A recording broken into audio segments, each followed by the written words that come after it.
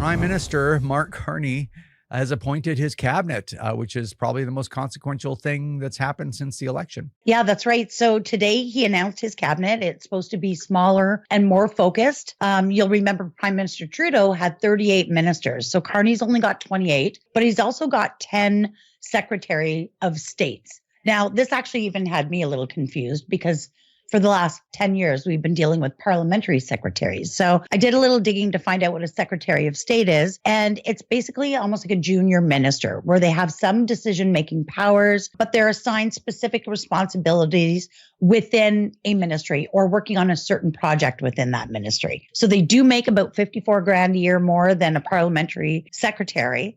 But yeah, only 28 ministers. What's the total of that salary then? Well, Trudeau spent in his 2024 cabinet, he had $11.8 million he spent on those 38 ministers.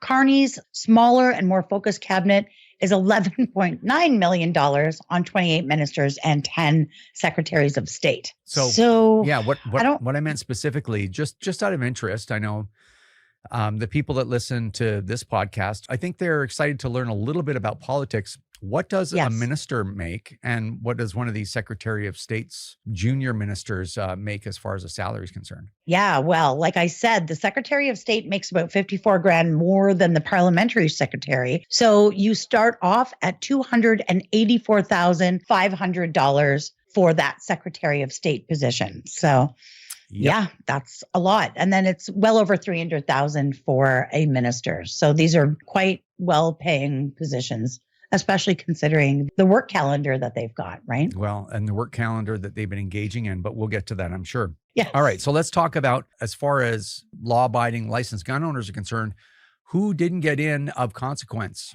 Yeah, well, really interesting. Rachel Bendayan did not get any kind of position, and I was surprised about that. But also, Nathalie Provost got no role within public safety. Now, you'll remember the last time we talked, I said that her area of expertise was actually agriculture, and she got Secretary of State for Nature. So that's nice. She'll probably support the ministers of the environment or maybe even the minister of agriculture. But yeah, she's going to focus on the nature in the upcoming parliamentary sessions. So yes, very nice. And so I don't know. I know that we're speculating a little bit because we don't really have any choice. But it's interesting that Rachel Bendayan was booted out of her parliamentary secretary, whatever, or a ministerial secretary position, who was driving all the zealotry as far as as the gun control and buyback and confiscation and lists and all the rest of that stuff. I mean, she was just crazy for that stuff, and now she doesn't even have a role. So I find that interesting. Yeah, I mean, it is interesting. There's a lot of really polarizing people that have been left by the wayside. So if you're not in cabinet, you are a backbencher. So yeah, and that's how she rolls. And I guess this sort of segues into our next topic, which is the new Minister of Public Safety, who he himself is kind of a change candidate as well. Yeah, that's right. I mean, I'll be totally honest. I didn't really know a lot about him.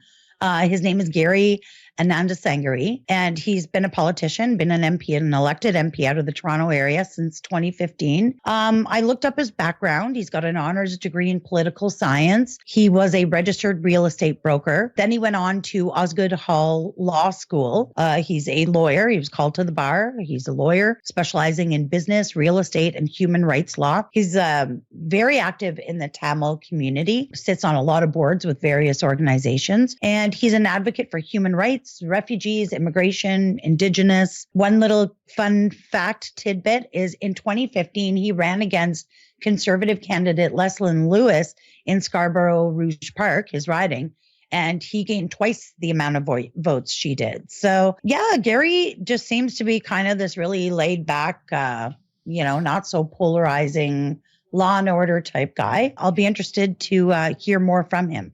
So mandate letters should be out in the coming weeks. That's really what we'll want to keep our eye on to see what their focus is going to be going into the new session. And yeah, That's really interesting. One last thing that is also of great importance on our file, or it could be, is the Secretary of State for Combating Crime. I'm using quotations for those of you just listening in. This is Ruby Sahota. So she's also a lawyer. We'll see if she focuses on actual public safety and combating actual crime, or if she focuses on gun owners. But it looks to me like she'll be probably working in a supportive role to the minister. But yeah, that's all the information I've got for now. I watched a few speeches Gary did. Of course, he's voted in favor of all the gun control measures that the Liberals have put in place. But you'll remember under Prime Minister Trudeau, you didn't get a free vote. You didn't vote your conscience or your constituents.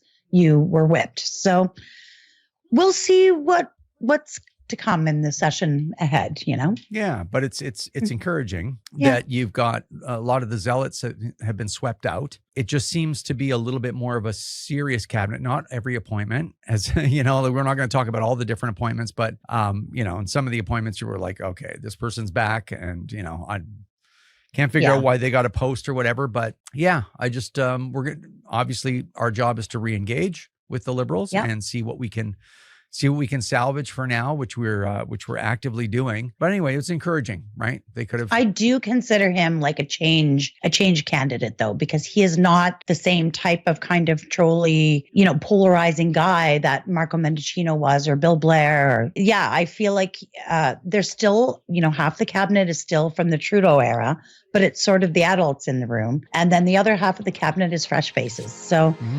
Yeah, this is what we've got to work with, and that's what I intend to do. If you're not subscribed, please do that. The notification bell is great. Yeah, if you want to be notified when we do a new video, great. If you don't, that's okay too. But if you can subscribe, that would be awesome. I'd really like to see us get to 100,000 subscribers, which would be good. Okay, that's it. Thanks everyone. Take care, and we will see you soon.